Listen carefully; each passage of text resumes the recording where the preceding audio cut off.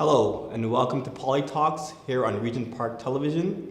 I'm your host, Jason Clark, and I'm here with lawyer and candidate for City Councilor for the upcoming municipal election, Richard Forget. Hello, Richard. Hello, how are you? Good. I have some questions today for you. For sure. Okay. When did your political activism begin, and what are some of the reasons that inspired you? It started last Easter, around April, where it was like these regular cold spring days. I was seeing homeless people, my rent going up, looking at the price of other rents, and saying, gee, something is missing here. Where are people going to live that make decent wages but still can't afford the proper rent? Or where people on minimum wage, which is going up to $15, are going to stay?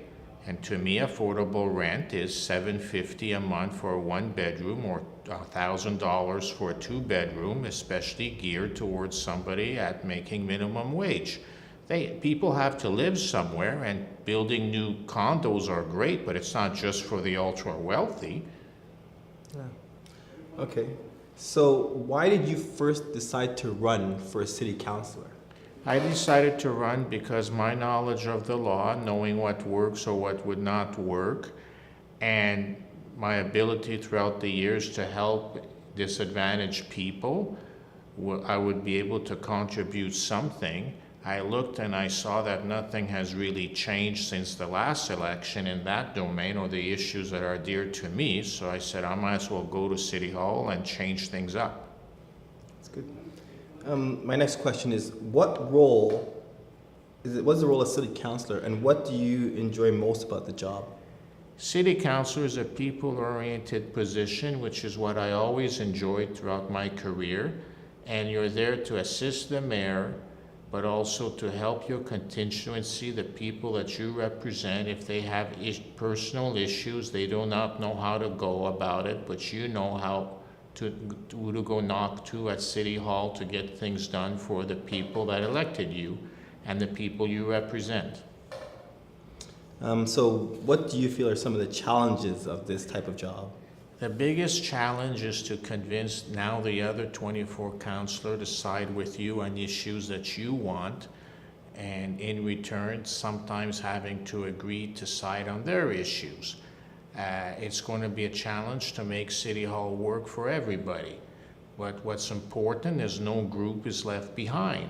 And so you have to stand up sometimes for the groups you represent and saying, look, this group is not being advantaged, is being disadvantaged. We got to do something about it. Okay. So what would you say are three of the most important successes of your career or your job accomplishing? I would say that I often represented people's legal problems that are for the disadvantaged people, not making a lot of money, but feeling good that I did the right thing at the end of the day. I've won my share of legal battles, and that made me proud. I have a daughter that I'm proud of. So those are my personal accomplishments throughout my career. Okay, that's great. What do you feel will happen as Doug Ford's proposed changes, or the upcoming changes that he has, or the things that he has changed? Whoever is elected councilor will find themselves extremely busy, having to represent more people than they ought to have been. But especially the disadvantaged group will find they have less and less councilors to fall onto. Before, they might have been able to elect 2 or 3 councilors that supported their cause or their views. Now they may be restricted to only having to elect 1. So in a way, he's disenfranchising people that should, on the opposite, be more represented at City Hall. Okay. So what do you feel are some of the issues facing your constituents and the city as a whole?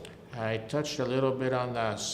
Affordable housing is extremely important. People have to live somewhere, let's face it, and somewhere nice. I mean, living in a nice neighborhood is a necessity. It's not just for the privileged. Also, safer streets for bikes and pedestrians. It's intolerable that every single summer we hear or we see the ambulance siren going and we see deaths of a few cyclists. That is just not acceptable. And then violence unfortunately also has become a main issue. Okay. So how do you feel citizens can be more involved in these issues? With violence, the citizens, the worst thing they could do is stay home. Go out once in a while with your neighbors, have a coffee on the sidewalk, get communities or friends assembled on the streets. Then people that want to do harm will basically go away because they know you're not going away, and they will not do it if other people are seeing. The worst thing I think we could do is to have a surveillance camera at every single street corner, like Big Brother. That I disagree with. That doesn't create communities. The city ought to use that money to invest in community groups, sort of like this one or any other group, to have community activities going on year-round. That's great. Are there any other issues that you would like to discuss? I would like it that if the downtown traffic could be restricted to local vehicle traffics only by permit, people that need to come downtown to commute, we already have the subways. We can improve the service, and on the transits to commute people by transit downtown. They can park their cars at other subway stations, but get rid of this massive traffic jams that occur every day. And our city's streets were not built to accommodate that large amount of vehicles. Use that, save the money instead of expanding the streets, and use it elsewhere to invest in the communities and have safer streets for pedestrian and bikes, the way it should be.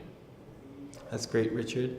I've been your host, Jason Clark, for Politalks, and we've been speaking with Richard Forget, the upcoming candidate for the municipal election, Ward 13 for the City of Toronto. Thank you and have a good night.